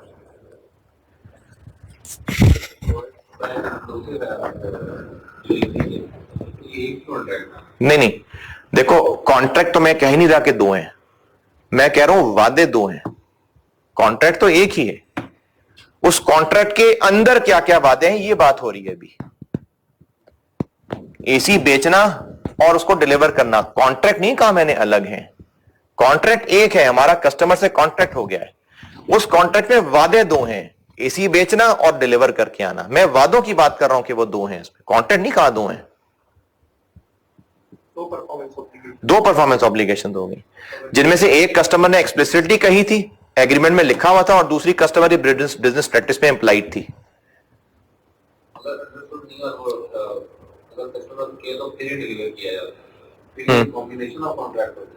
कॉन्ट्रैक्ट एक ही है, उस कॉन्ट्रैक्ट में ही लिखा हुआ है कि मैं आपसे एसी खरीद रहा हूं और डिलीवर भी आपने करके देना, बताएं कितने पैसे, एक ही कॉन्ट्रैक्ट है। देखो चूंकि ये तो हम आम दुकान की बात कर रहे हैं ना, इसमें सब जबानी हो रहा होता है, लेकिन वैसे जब बिजनेसेस आपस में ट्रांजैक्शंस कर रहे होते हैं तो जबानी कुछ नहीं होता, बाकायदा परचेज ऑर्डर जाता है, जबानी कुछ नहीं होता, बिजनेसेस में जबानी नहीं होता, अनलेस कि वो किसी शालमी की दुकान से ना खरीद रहे हो। अगर business to business, company to company transaction हो रही है, वो जबानी नहीं होती, कागज पूरे होते हैं। तो वो जो परचेज ऑर्डर होता है या उसके अगेंस्ट एग्रीमेंट होता है तो बाकायदा कॉन्ट्रैक्ट होता है। उस एक कॉन्ट्रैक्ट में अगर चार चीजें लिख दी तो वो चार कॉन्ट्रैक्ट थोड़ी बन गए, वो कॉन्ट्रैक्ट तो एक है, लेकिन उस कॉन्ट्रैक्ट में वादे चार आ गए, तो वो जो चार वादे हैं वो चार परफॉर्मेंस ऑब्लिगेशंस हैं। आपको कॉन्ट्रैक्ट से लेके क्या परेशानी है कि दो कॉन्ट्रैक्ट हो गए कि तीन हो गए? देखें, अगर आप वो पिछली बात पे अड़े हुए हैं तो वो कॉन्ट्रैक्ट ही अलग अलग किए गए थे फॉर सम लीगल रीजंस, अलग अलग स्टाम्प पेपर था, अलग अलग उसकी डेट वगैरह सब, वो ऑफिशियली सेपरेट कॉन्ट्रैक्ट थे, लॉ की नजर में वो सेपरेट कॉन्ट्रैक्ट थे।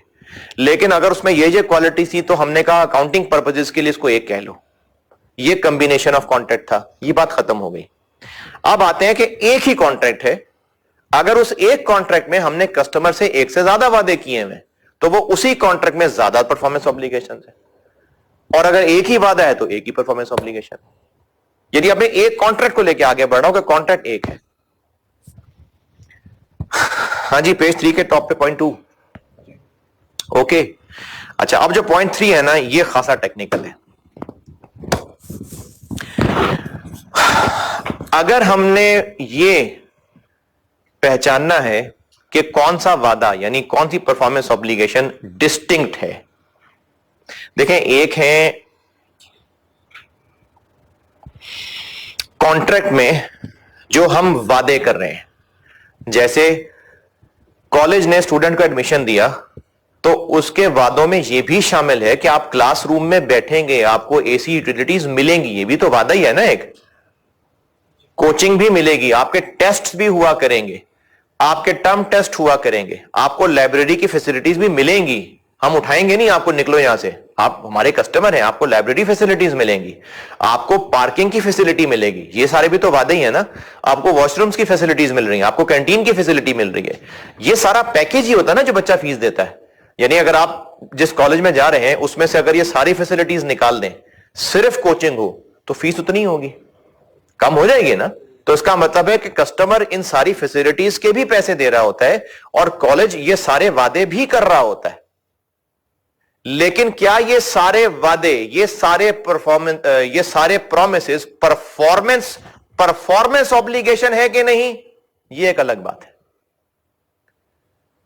वादे हैं, प्रॉमिसेस हैं, लेकिन उनमें से कौन कौन सा परफॉर्मेंस पे टैग लगने वाला है कि ये परफॉर्मेंस ऑब्लिगेशन है, ये फर्क बात है। अब समझ आई बात। प्रॉमिसेस होना, ये भी प्रॉमिस है कि आप क्लास के अंदर बैठेंगे, आपको लाइब्रेरी फैसिलिटीज मिलेंगी, आपको टेस्ट फैसिलिटीज मिलेंगी, आपको बुक शॉप तक एक्सेस मिलेगी, आपको कैंटीन एक्सेस मिलेगी, आपको रेस्ट रूम्स मिलेंगे, आपको पार्किंग मिलेगी, ये सारे प्रॉमिसेस ही है ना। ये सब कोचिंग के अलावा है या सब कोचिंग में शामिल है? कोचिंग के अलावा है।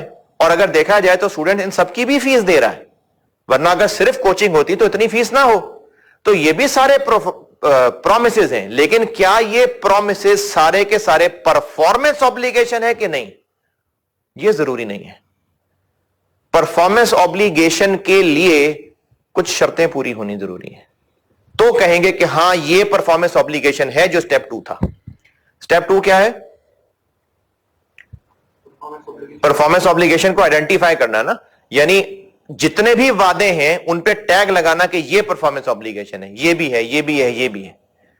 तो परफॉर्मेंस ऑब्लिगेशन एक स्पेसिफिक टाइटल मिलने लगा है जो हर वादे को नहीं मिलेगा। मिसाल तो अजीब सी है, लेकिन चलें, जब कोई मूवी या ड्रामा उसमें कास्ट लिखी आ रही होती है, तो जो जो इंसान उस मूवी में सबका नाम लिखा आता है, जरूरी है नहीं।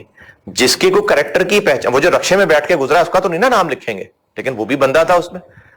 कोई ऐसी गैदरिंग है, पब्लिक गैदरिंग है, कोई स्टेज है, वहां हजारों लोग खड़े हैं, सबका नाम थोड़ी लिखेंगे। तो नाम उसका लिखेंगे जो कहेंगे कि हां कैरेक्टर था।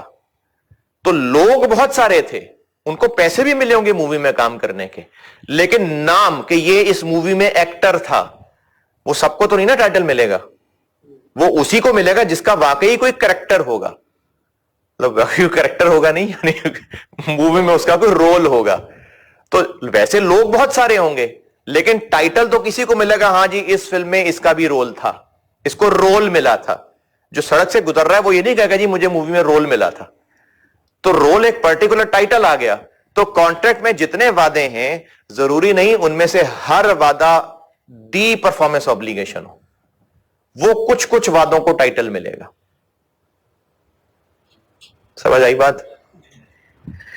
अब वो कैसे पहचाना जाए कि किस किस वादे को टाइटल देना है, किस किस वादे को नहीं देना है?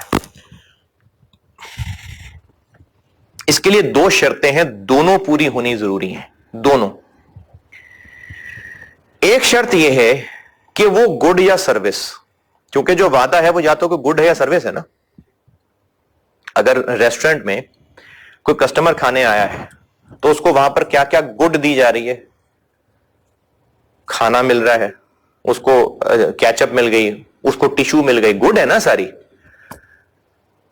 लेकिन ये क्या सारी गुड्स परफॉर्मेंस ऑब्लिगेशन का टाइटल ले पाएंगी कि नहीं, ये अलग बात है। इसके लिए 2 शर्तें पूरी होनी चाहिए। वो 2 शर्तें पूरी हो गई तो हम कहेंगे कि हां अब इसको टाइटल मिल रहा है कि ये परफॉर्मेंस ऑब्लिगेशन है। इस कमरे में 100 स्टूडेंट बैठे हों और ये आइडेंटिफाई करना हो कि इनमें से कौन से हैं जो पास होकर अगले लेवल पे जा रहे हैं। ये भी, ये भी, ये भी, ये भी, ये भी, ये 10 लोग हैं जी। तो अब बाकी 90 भी तो स्टूडेंट थे ना, लेकिन पास का टाइटल सिर्फ 10 लोगों को मिल सका। तो आप समझ लें कि कॉन्ट्रैक्ट में प्रोमिसेस बहुत सारे हो सकते हैं, लेकिन उनमें से कुछ प्रोमिसेस हैं जिनको परफॉर्मेंस ऑब्लिगेशन का टाइटल मिलने वाला है। अब कुछ बात बन रही है। अब वो 2 शर्तें क्या हैं? पहली शर्त यह है कि वो गुड और सर्विस जिसको हम परफॉर्मेंस ऑब्लिगेशन का टाइटल देना चाह रहे हैं वो बाय नेचर डिस्टिंक्ट हो, यानी उसकी अपनी कोई पहचान हो, यानी उसको वैसे भी बेचा जाता हो। जैसे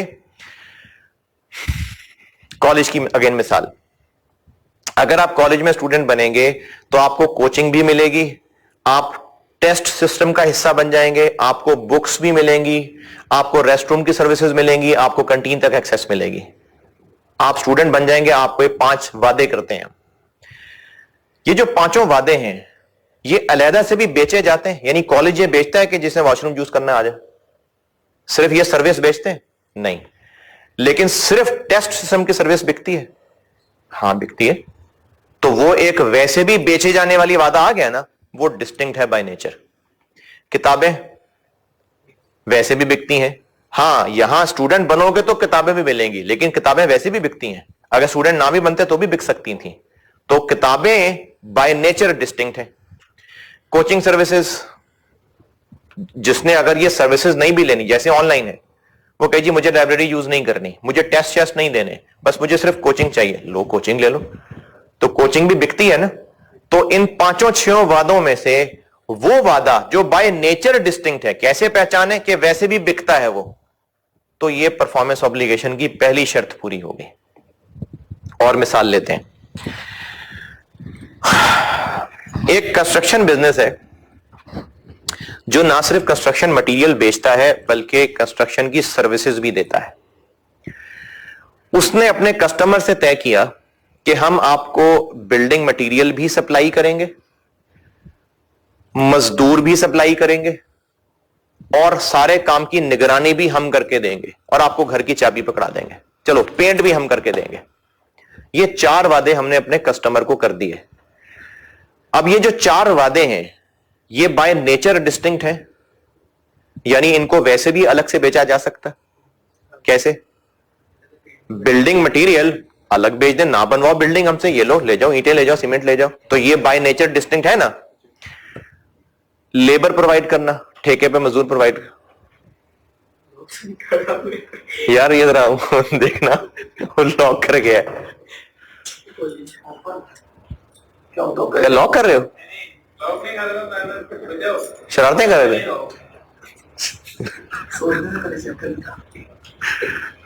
ठीक है ठीक,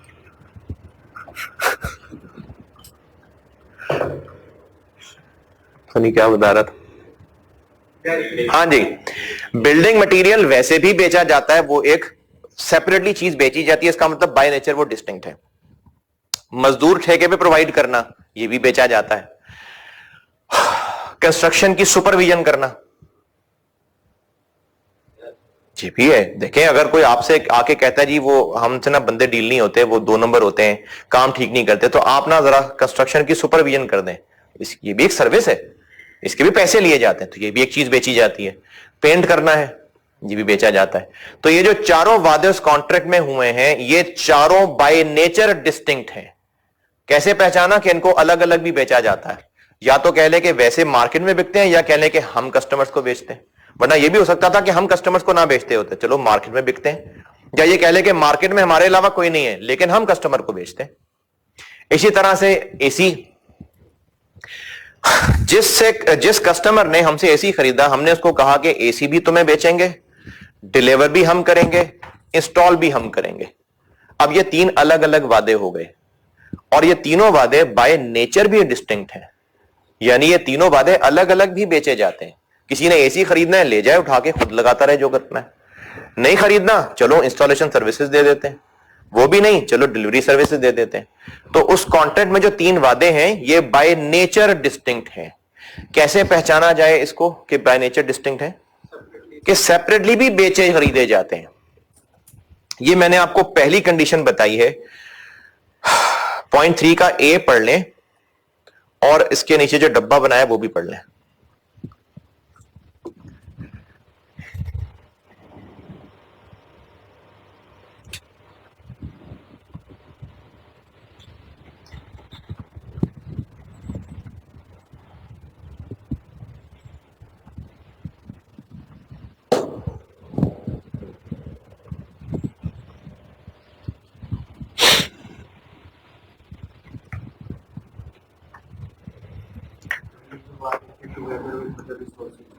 देखें, अगर हमने एसी दिया है तो वो एसी अगर हमसे ले जाता है तो वो किसी और से इंस्टॉल करवा ले, यानी उस एसी से वो बेनिफिट ले सकता है। वो एसी एक बेची जाने वाली चीज है, वो हमसे इंस्टॉल ना कराए, किसी और से इंस्टॉल करा ले, तो वो ऑन इट्स ओन हमसे लिए हुए एसी का बेनिफिट ले सकता है।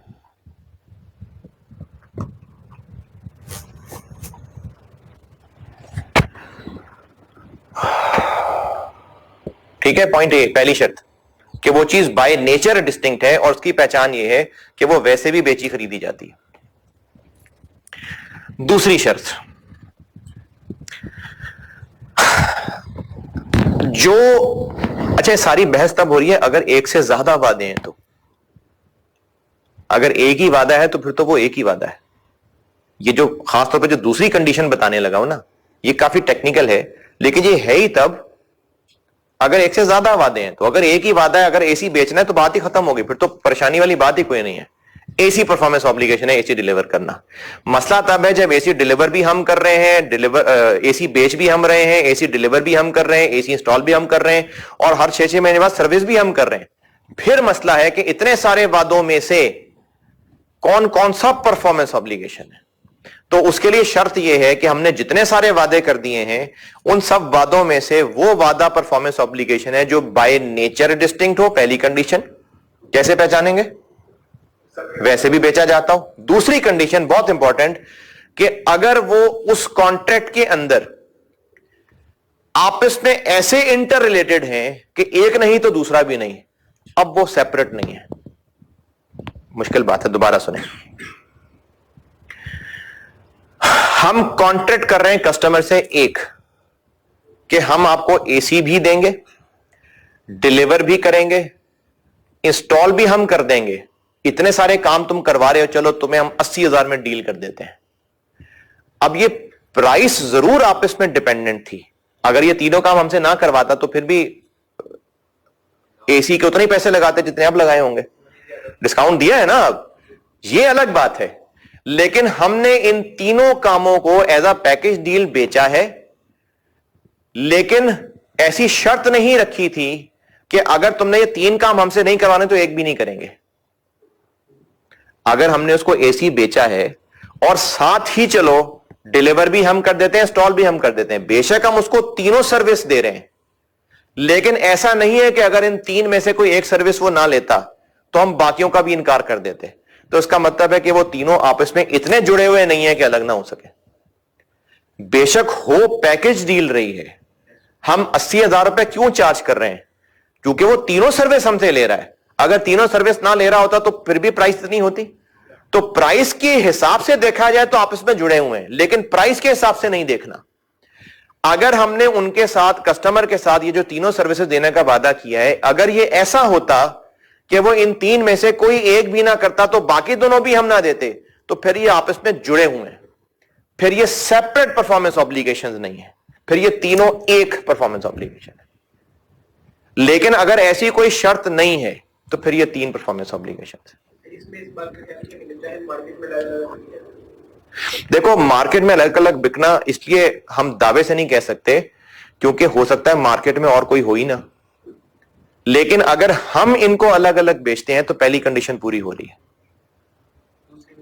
दूसरी में अगर हम अलग अलग बेचते हैं लेकिन उसको तीनों इसलिए बेच रहे हैं कि तीनों हमने तुम्हें देने हैं तो ठीक है, वरना एक नहीं तुम्हें देना। कस्टमर टू कस्टमर भी तो वेरी कर सकता है ना। जैसे अगर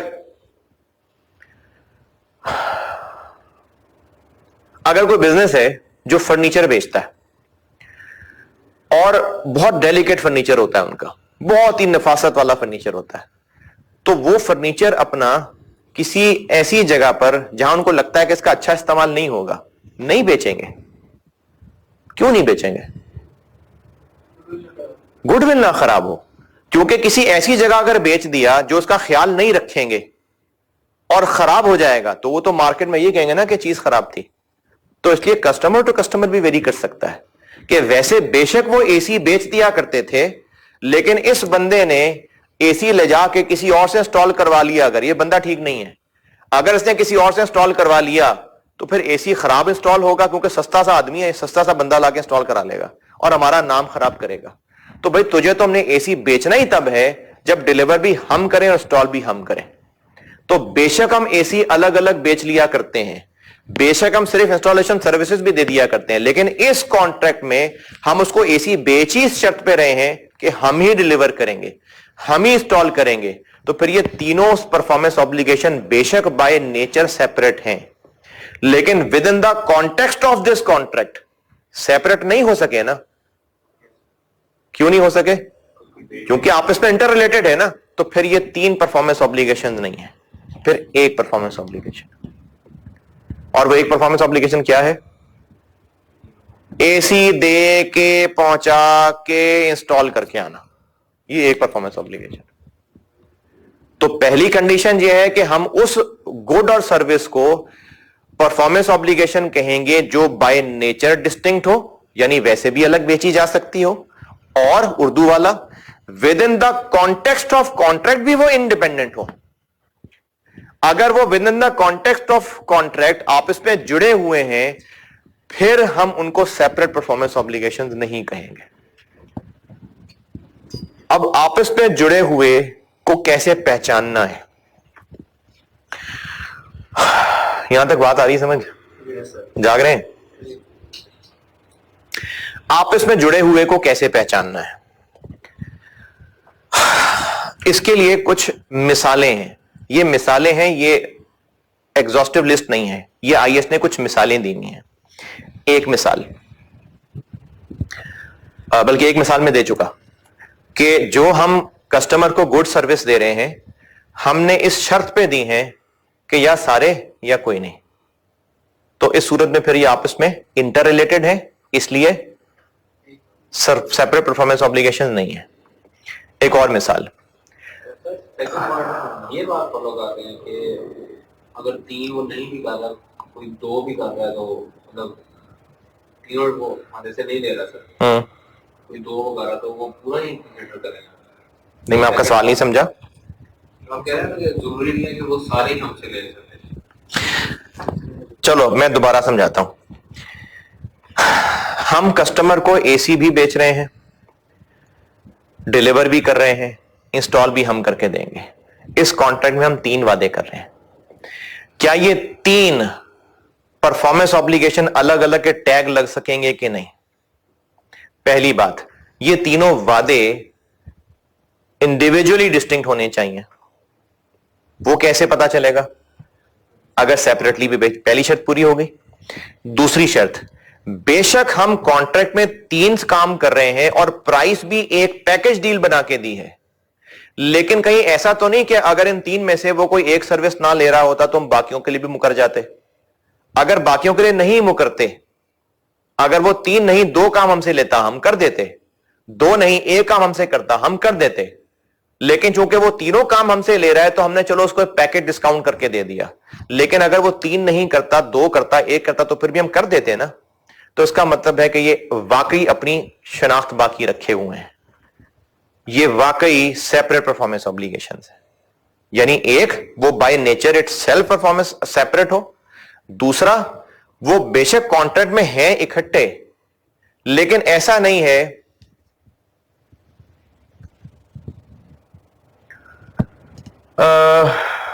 एक मिसाल और आइए, पता नहीं रेवेन्यू की मिसाल है कि नहीं, लेकिन पॉइंट समझा रहा हूं मैं।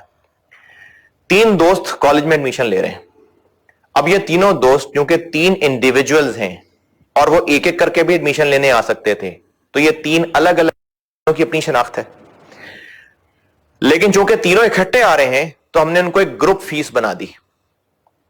लेकिन अगर उनमें से कोई एक एक भी आता, हम फिर भी रख लेते, तो बेशक वो इकट्ठे आ रहे हैं लेकिन फिर भी उनकी अपनी शनाख्त बाकी है। लेकिन अगर ऐसे होता कि हम एक को तब रखेंगे जब तीनों आएंगे, वरना एक को भी नहीं रखेंगे, तो फिर उन तीनों की अपनी अपनी शनाख्त नहीं है। यह दूसरी कंडीशन का मतलब है कि बेशक वो तीनों आ इकट्ठे रहे हैं, लेकिन अगर अलग अलग भी आते तो रख लेते, हां रख लेते, तो फिर दूसरी कंडीशन भी पूरी हो रही है, फिर उनकी अपनी शनाख्त है। लेकिन अगर तीनों इकट्ठे आ रहे हैं और इसलिए आ रहे हैं कि अगर अलग अलग आते तो ना रखते, तो फिर उनकी अपनी शनाख्त नहीं है। ये दूसरी कंडीशन समझा रही है कि हम परफॉर्मेंस ऑब्लिगेशन उनको तब अलग अलग टैग करेंगे अगर वो बाय नेचर भी अलग अलग हो और with in the context of contract भी वो अलग अलग हो सकते हों। अगर अलग अलग आ जाते तो हम ना करते, इकट्ठे रहे, लेकिन अलग अलग पे भी हम ना करते। अगर ऐसी बात है तो दूसरी कंडीशन भी पूरी हो गई, और ये तीनों सेपरेट परफॉर्मेंस एप्लीकेशंस हैं। ठीक है। अच्छा, किन हालात में, किन मिसालों में दूसरी कंडीशन पूरी नहीं हो रही होगी? पहली कंडीशन पहचानना आसान है ना, पहली कंडीशन क्लियर है। दूसरी कंडीशन किन किन हालात में पूरी नहीं हो रही होगी? पूरी नहीं हो रही होगी। एक मिसाल कि अगर हमने वो सर्विसेज दी ही इस शर्त पे हैं कि सारी तो हां, एक भी नहीं तो कोई भी नहीं, तो फिर ये तीनों आपस में सेपरेट नहीं है। दूसरी मिसाल, हम 3 सर्विसेज दे रहे हैं, गुड और सर्विस, लेकिन जब वो तीनों सर्विस दे चुके होंगे तो उनकी अपनी फिजिकल शनाख्त मिक्स हो गई होगी। जैसे हम पेंट के डब्बे भी बेच रहे हैं और पेंट करने की सर्विस भी दे रहे हैं। हम लोगों को पेंट के डब्बे वैसे भी बेचा करते हैं, सेपरेट है बाय नेचर। हम पेंट करने की सर्विसेज भी दिया करते हैं, ये भी सेपरेट है बाय नेचर। लेकिन अगर हम पेंट के डब्बे भी बेच रहे हैं, मतलब पेंट बेच रहे हैं और सर्विस पेंट करके भी दे रहे हैं, तो जब ये दोनों काम हो जाएंगे तो पेंट तो गया ना, पेंट तो नहीं रहा ना, वो तो खत्म हो गया। क्या बाद में पेंट उतार के अलग हो सकता है? नहीं हो सकता ना। लेकिन एसी लगा दिया तो अलग हो सकता है, तो उसकी फिजिकल शनाख्त रही ना। फर्क हुआ कि नहीं? इसी तरह हम ईंटें, सीमेंट सब बेचते हैं। ईंटें भी बेचते हैं अलहदा, सीमेंट भी बेचते हैं अलहदा, कंस्ट्रक्शन भी करके देते हैं अलहदा। लेकिन अब की बार हमने उनको बिल्डिंग बना के देनी है, तो जब सीमेंट लग गया तो फिर वो अलग तो नहीं हो सकता ना, फिर उसकी शक्ल बदल जाएगी ना। जब वो जुड़ गया तो उसकी शक्ल बदल गई। या तो जो रेत जब दीवार पे लगाया तो उसकी शक्ल बदल गई, या कह लें कि जो ईंटें बेची थी जब उन पे सीमेंट लग गया तो उनकी शक्ल बदल गई। अब वो नई ईंटें नहीं है, उतार भी लेंगे उनको, उखाड़ भी लेंगे, फिर भी नई ईंटें नहीं है, वो उन पे सीमेंट लगा होगा, फिर वो यूज ईंटों के तौर पर, फिर वो मलबे के तौर पे बिकेंगी, नई ईंटों के तौर पे तो नहीं ना बिकेंगी। फिर जैसे ही सीमेंट साथ जुड़ा उसकी अपनी शनाख्त खत्म हो गई। तो अब ये परफॉर्मेंस ऑब्लिगेशन सेपरेट नहीं है। एक ये मिसाल है। तीसरी मिसाल, फिर वो दूसरा डब्बा पढ़ लीजिएगा। हम जो 2-3 चीजें बेच रहे हैं, एंड पे उन्होंने एक कंबाइंड आउटपुट की शक्ल बन जाना है।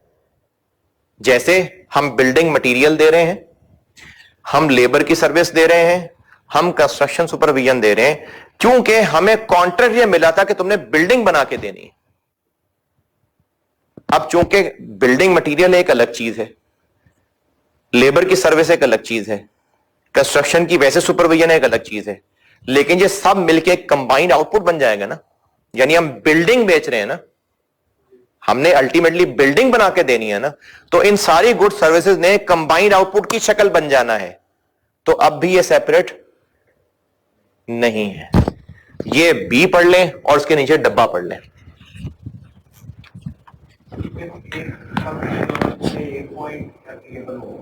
कौन सा? नहीं, दोनों लगेंगे तो सेपरेट ऑब्लिगेशन है। अगर दोनों नहीं लग रहे तो सेपरेट ऑब्लिगेशन नहीं है। देखो फिर वही मिसाल, एसी बेचा, डिलीवर किया, इंस्टॉल किया, ये तीनों बाय नेचर भी सेपरेट है ना। पहली कंडीशन पूरी हो गई। और हमने कॉन्ट्रैक्ट में ऐसी कोई शर्त नहीं रखी कि तीनों हमसे कराओगे तो करेंगे वरना नहीं करेंगे, तो दूसरी कंडीशन भी पूरी हो गई। तो फिर इस कॉन्ट्रैक्ट में 3 परफॉर्मेंस ऑब्लिगेशंस। इसी तरह एक और मिसाल, हमने किसी कस्टमर को एक सॉफ्टवेयर अकाउंटिंग सिस्टम बना के दिया और तय हुआ कि वो सिस्टम लाइसेंस्ड हम देंगे, इंस्टॉल भी हम करेंगे, तुम्हारे लोगों की ट्रेनिंग भी हम करेंगे, और बाद में इसकी अपडेट्स भी हम ही किया करेंगे। 4 वादे हो गए। लाइसेंस्ड सॉफ्टवेयर देंगे, इंस्टॉल करके देंगे, स्टाफ की ट्रेनिंग भी करेंगे और अपडेशन भी करेंगे। अब ये चारों वादे बाय नेचर डिस्टिंक्ट हैं कि नहीं? लाइसेंस सॉफ्टवेयर भी बेचा जाता है, किसी का सॉफ्टवेयर ला दो इंस्टॉल कर देंगे, ये भी किया जाता है। सब हो गया, बंदे को काम सिखा दो, ट्रेनिंग भी दी जाती है और बाद में अपडेशन सर्विसेज भी दी जाती हैं। ये चारों वादे अलग अलग बेचे जाते हैं। तो अब 4 परफॉर्मेंस ऑब्लिगेशन फैसला करने लगे हम। पहली कंडीशन पूरी हो गई, कि ये चारों वादे बाय नेचर डिस्टिंक्ट हैं। दूसरी कंडीशन, हमने कस्टमर से यह कहा कि तुम्हें हम लाइसेंस सॉफ्टवेयर देंगे ही तब अगर तुम हमसे इंस्टॉल कराओगे। हां, ट्रेनिंग हमसे करानी है बिस्मिल्लाह, नहीं करानी कोई बात नहीं।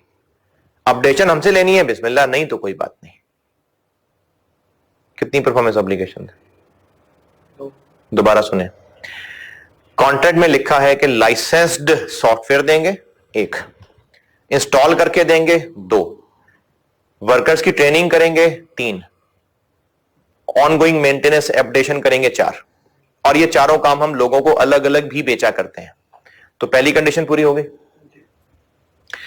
लेकिन कस्टमर से हमने जो स्पेसिफिक कॉन्ट्रैक्ट है उसको कहा कि हम तुम्हें लाइसेंस सॉफ्टवेयर दे ही इस शर्त पे रहे हैं कि इंस्टॉल हम करके देंगे।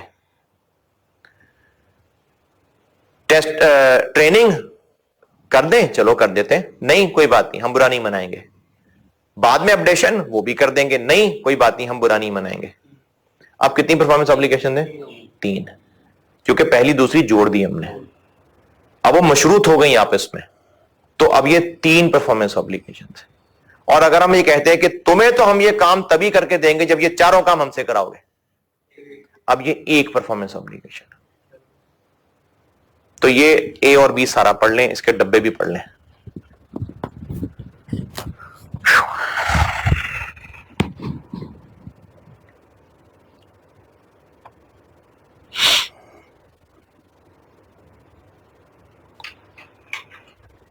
कंस्ट्रक्शन की एग्जांपल अभी आपने लिया, जी जी, जो कंस्ट्रक्शन की एग्जांपल है, मटेरियल भी दे रहे हैं, मजदूर भी दे रहे हैं और बिल्डिंग भी बना के देंगे, पेंट भी करके देंगे जी। अब स्टार्ट में तो हमें ये था कि ये डिस्टिंक्ट है, 4 परफॉर्मेंस, लेकिन बाद में कंबाइंड आउटपुट निकल आ गया, यानी हमने पूरी बिल्डिंग बना के देनी है। हाँ जी, अब ये सारी चीजें, अब ये सब सिंगल है। अगर हम जितने वादे कर रहे हैं अल्टीमेटली उसने कंबाइंड आउटपुट बन जाना है अगर, तो फिर ये सब मिला के 1 परफॉर्मेंस ऑब्लिगेशन। अगर हम पहली कंडीशन देखें तो ये 4 ऑब्लिगेशन है, लेकिन जब दूसरी कंडीशन देखें तो ये 1 हो जाएगा। तो इसलिए वो वाली बात, अब क्योंकि दोनों का पूरा होना जरूरी है, तो फिर ये है ही 1 परफॉर्मेंस ऑब्लिगेशन। अब जो रेवेन्यू होगा वो एक ही परफॉर्मेंस ऑब्लिगेशन में allocate, performance obligations okay.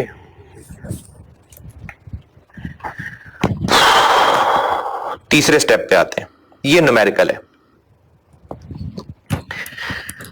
Transaction price, ये है वो अमाउंट जिसके लिए हम परफॉर्मेंस ऑब्लिगेशन बेच रहे हैं, यानी हमारी अमाउंट ऑफ रेवेन्यू क्या होनी है, ये ट्रांजैक्शन प्राइस है। नॉर्मली तो ये आसान है जानना, क्यों भाई? प्राइस तय हुई होगी ना, क्योंकि कंडीशंस में पड़ा था कि सब तय होना जरूरी है, तो ये कैसे हो सकता है प्राइस तय न हुई हो? तो जो प्राइस तय हुई है वो ट्रांजैक्शन प्राइस है। यहां तक तो बात आसान है, लेकिन इसमें कॉम्प्लिकेशंस हैं कुछ, उनको भी अकाउंट फॉर करना पड़ेगा। कुछ कॉम्प्लिकेशंस हैं, उनको अकाउंट फॉर करना पड़ेगा। पहली कॉम्प्लिकेशन है वेरिएबल कंसिडरेशन। कुछ कॉम्प्लिकेशंस हैं जिनको अकाउंट फॉर, अगर ये कॉम्प्लिकेशंस ना हुई ना तो जो प्राइस तय हुई है वो कॉन्ट्रैक्ट प्राइस है, वो ट्रांजैक्शन प्राइस है। लेकिन कुछ कॉम्प्लिकेशंस हैं, उनको अकोमोडेट करना पड़ेगा। पहली complication variable consideration. Variable consideration क्या है? जो कॉन्ट्रैक्ट प्राइस तय हुई है, अगर कुछ काम ऐसे हैं जिनकी वजह से उसमें इजाफा भी हो सकता है, कमी भी हो सकती है, तो फिर ये जो इजाफा कमी हो सकती है ना, ये वेरिएबल कंसिडरेशन है। जैसे हमें कस्टमर ने कहा कि आपने हमें ये प्लांट इंस्टॉल करके देना है और 7 महीने का काम है, आपने प्लांट इंस्टॉल करके देना है और उसके लिए प्राइस तय हो गई 16 मिलियन।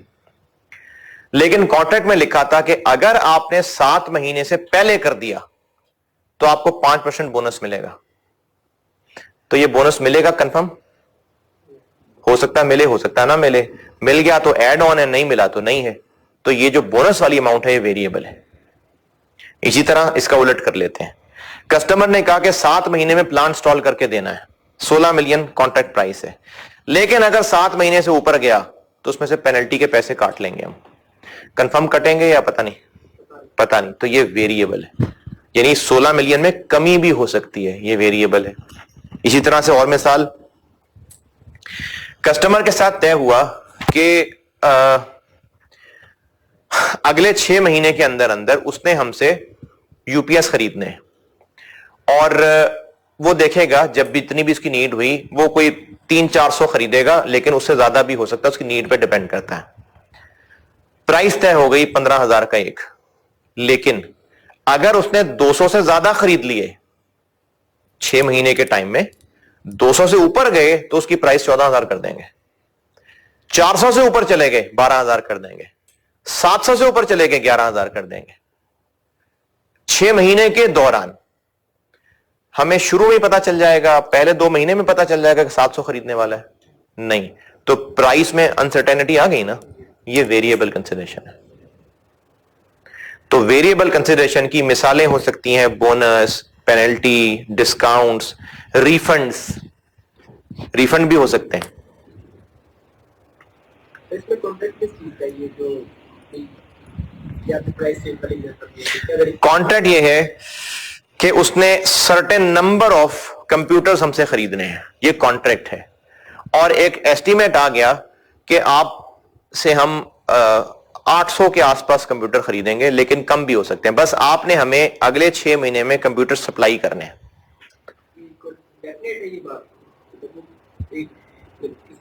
बताएं कौन सी कंडीशन नहीं पूरी होगी कॉन्ट्रैक्ट की?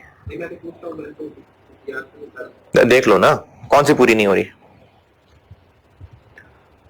अच्छा, इसमें क्या है?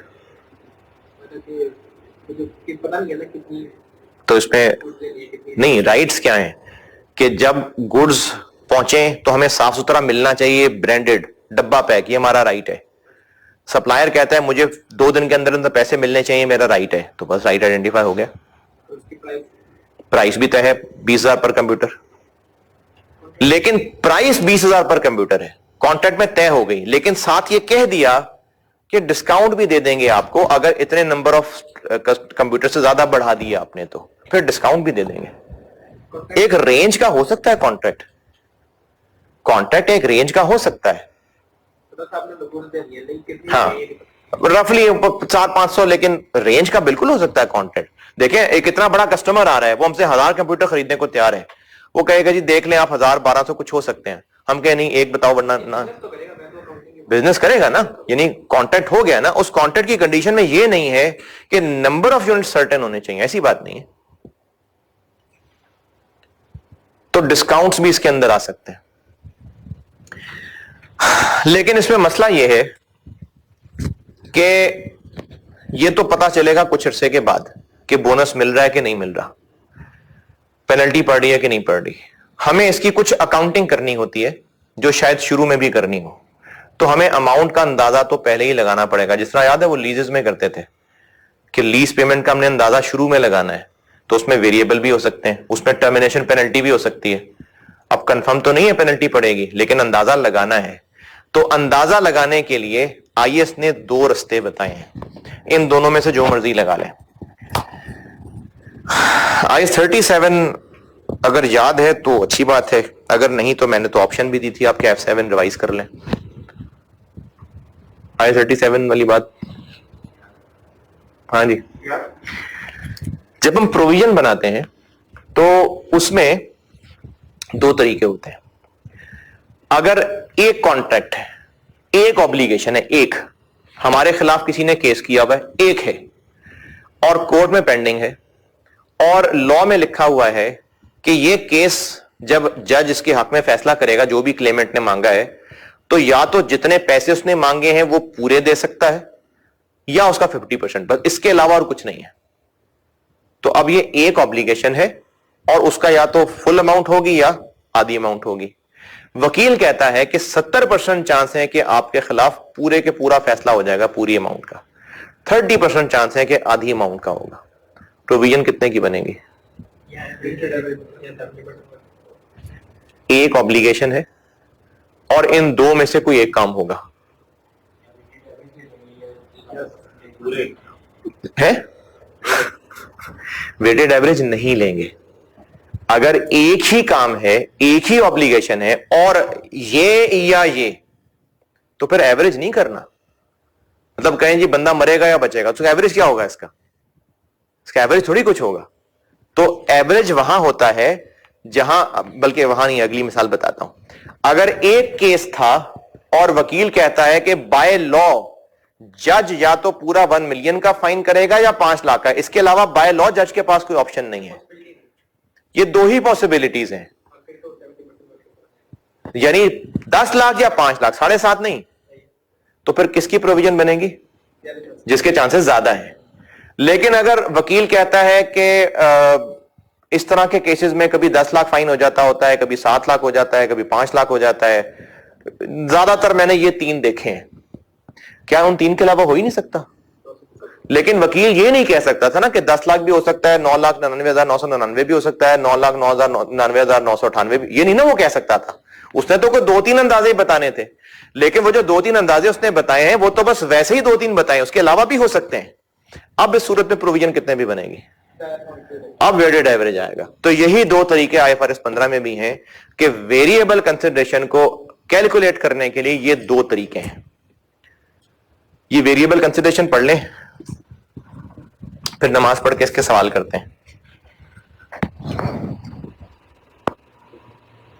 ये वेरिएबल कंसिडरेशन सारा ही पढ़ लें, चूंकि एस्टीमेट है ना, तो साल के एंड पे फिर इसका एस्टीमेट रिवाइज भी करना पड़ेगा। वेरिएबल कंसिडरेशन सारा पढ़ लें, फिर 78 में मैं इसकी प्रैक्टिस कराता हूं। सर जो हम अंदाजा लगाएंगे ये तो हम रेवेन्यू में रिकॉर्ड तो नहीं करेंगे? करेंगे। अरे भाई ट्रांजैक्शन प्राइस में इनको अकोमोडेट करना है। और ये रिकॉर्ड हो गया, रिकॉर्ड कब कैसे करना है वो बात की बात है। अभी बात हो रही है कि ट्रांजैक्शन प्राइस कैसे निकलनी। सिर्फ हमने प्राइस निकाली, प्रोविजन एक बना ली। अरे प्रोविजन नहीं, प्रोविजन तो मैं I37 की वैसे ही मिसाल दे रहा था 2 तरीके सिखाने के लिए। प्रोविजन नहीं बन रही, हमने एक अंदाजा लगाया। हाँ, और वो ट्रांजैक्शन प्राइस का हिस्सा है। ठीक है, अब उसकी अकाउंटिंग क्या करनी है वो बात की बात है। अभी हम स्टेप 3 में देख रहे हैं कि ट्रांजैक्शन प्राइस क्या है।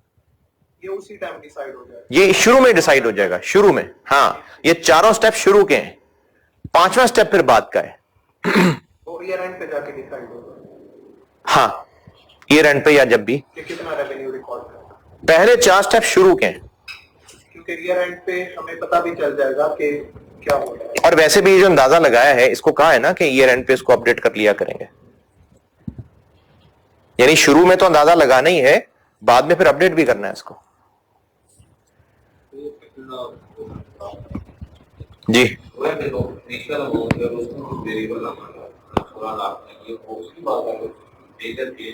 ये जो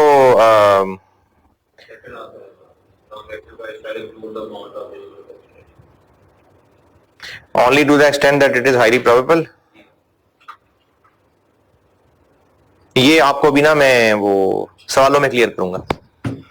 अभी रिफंड वाला सवाल आएगा ना तो क्लियर करूंगा। आखिरी पॉइंट आखिरी पैराग्राफ समझ आ गया तो ठीक है, नहीं तो ये भी अभी प्रैक्टिस में हो जाएगा कवर। पढ़ लिया? चले अभी फिर अगली क्लास में ना इसकी प्रैक्टिस करते हैं। तो अभी मैं इधर नमाज की ब्रेक कर रहा हूं।